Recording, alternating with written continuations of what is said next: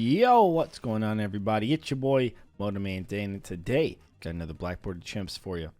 Now on this map, I decided we would be a little curvy on the curvy side of things. As you can tell, the track is relatively curvy. A lot of curves here, very round, almost circular. And so I figured, you know what? Why not go for towers that kind of embody the roundness of the map, you know? And so I figured we go for a ring of fire. What can be more round than a ring? It's literally the symbol of foreverness, which is why they give it out in marriages. It's because there's no end to it. It is literally forever. We have to go for a sub here in order to, for this round, for 24, in order to get that camo detection. But then I needed to go for a bomb shooter because I could not save up money to do a top path tack shooter or to do a top path submarine, which I would really like to do. But the bomb shooter was really necessary for us to have, especially with the popping power that it could give across the lane into the other lane. Would really help a lot of that stuff. So, you know, submerged support is really cheap anti-camo, to be honest. If you're going to use it for anti-camo, it's very cheap for that.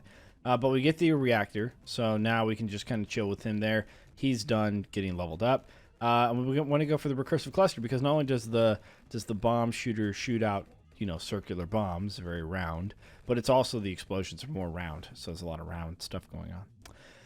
I decided to go for Pat Fusty because, you know, Pat Fusty's, he's a little round. Okay, let's be honest here, especially the Godzilla skin. You know, I don't know if you've seen the King Kong versus Godzilla movie, but King Kong was super like buff or whatever, low body fat percentage, and Godzilla was a little bit high body fat percentage. Now it's supposed to be that way because he's in the water, he's got a float, you know, and Pat Fusty can actually, you can place him on the water as well as on the land. Very unique tower in that aspect. I think he might be the only tower in the game that can do that, so it's very, very unique for sure. But, you know, I figured he's also a little on the round side, especially as heroes go. I thought about maybe Adora because Adora has the ball of light, but that's a little bit of a stretch, I think. And you know, Pat really kind of fits the bill in that, so we went with Pat. So, yeah, we're going to get the mortar. Mortar is also round, projectiles around.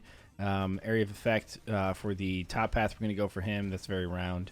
And, yeah, so we're going to get villages. Villages are round. The buildings themselves around. The drums for jungle drums are round. We didn't go for the MIB because the MIB actually has like flat sides, so it's more of like a hexagon or whatever, or a pentagon maybe. And so I didn't want to go for that because it's not technically a circle. It's not actually that round, although maybe it is. Everything is round if you think about it. And yeah, so that's what we're kind of doing here. So we're going to get a 5th tier top path mortar. We're going to get a 5th tier middle path ice monkey. And we're going to get a 5th tier top path tack shooter, inferno ring. And those are going to be our 3 main towers, our 5th tier towers. And, you know, I got to admit, I was a little worried about maybe the DDTs, maybe like 98. Would we get overwhelmed? Especially when you have ZOMGs in the mix. The top path mortar doesn't really handle ZOMGs very well. It's pretty good against Moabs and especially good against all of the balloons smaller than that. But otherwise, yeah, not really. Also, something else to know, as you just saw, I did use the ability for the squeeze, for the Moab squeeze that that Pat has. As a matter of fact, it is very good on this map because he can reach across. He can't really attack too much. It's not going to do much when he attacks, but he can reach across and squeeze them first, and then they have time to come around.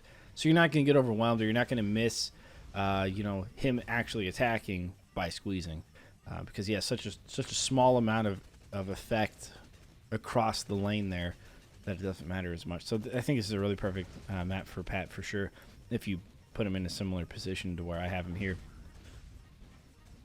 We do need the village though because I am worried about the DDTs, and I wanted to make sure that we had enough camo detection. So we got all the way the recursive cluster.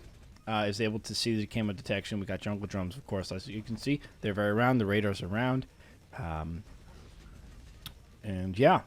So that's essentially what we do here. I don't remember what we go for first. The Ice Monkey helps a ton, though. Obviously, we went for the biggest one first, but which one would go for second? I think it's the Ice Monkey, just to make sure, and then we get the Inferno Ring after that. But the Ice Monkey Freeze, the ability gets to be on a relatively low cooldown. The absolute 0 is what it is.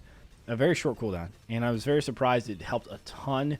We used it a bunch, and it definitely helped a ton until we were able to get the Inferno Ring, which just sealed the deal. I mean, there's a couple of like tricky rounds and towards the end, but you know, everything kind of made it through, and I didn't have to try this one very much. So yeah, really cool stuff. All right, guys. As always, if you like the video, and don't forget to leave a comment and subscribe if you haven't subscribed already. Plenty more of this sort of stuff where it came from. Yeah. With that being said, guys, thank you for watching, and I will catch you on the flip side. All right, deuces.